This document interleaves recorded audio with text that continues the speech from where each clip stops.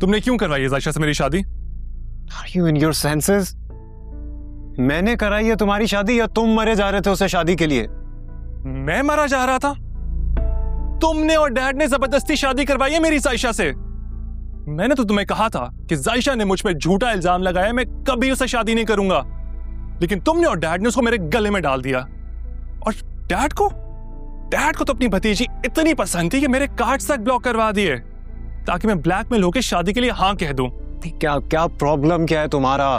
क्या चाहते हो तुम? मुझे तो यही नहीं समझ में आता।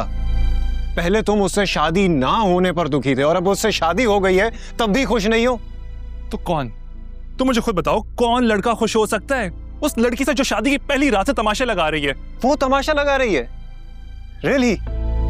तुमने उसका शादी का जोड़ा जलाया था ना, और फिर मेरे सामने उस पर हाथ उठाने की भी कोशिश की है तुमने। मेरी बात सुनो, तुम उसकी इतनी हिमायत क्यों कर रहे हो? तुमने अपनी आंखों से सब कुछ होते देखा था।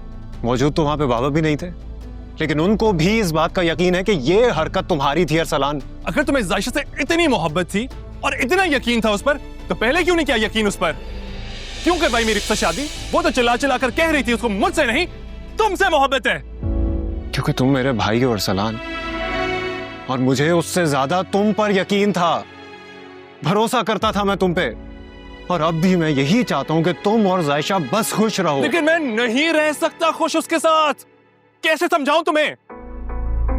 मॉम ठीक कहती हैं, जायशा एक बहुत आवारा लड़की है जिससे शादी तो छोटे भाई से की, लेकिन मोहब्बत आज भी बड़े भाई से करती है। बस अरसलान बस।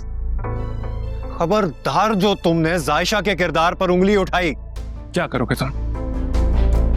मेरी बीवी है, मैं जो मर्जी कहूं। तुम कौन होते कुछ कहने वाले? लेकिन वो इस घर की इज्जत है, तुम उसके बारे में कुछ भी बकवास नहीं कर सकते। क्या हो गया? क्या तमाशा बनाया है तुम लोगों ने? कोई तमाशा नहीं लगा रहा मॉम। मैं तो जायशा का सच बता रहा था, जो कि सुफियान से हजम नहीं हुआ, लड़ पड़ा मुझसे। क्यों सुफियान? मैंने तुम्हें समझाया था ना कि जायशा के मामले से दूर रहो। क्यों नहीं समझ आती तुम्हें मेरी ये बात? मॉम मैंने कुछ भी नहीं कहा इसे।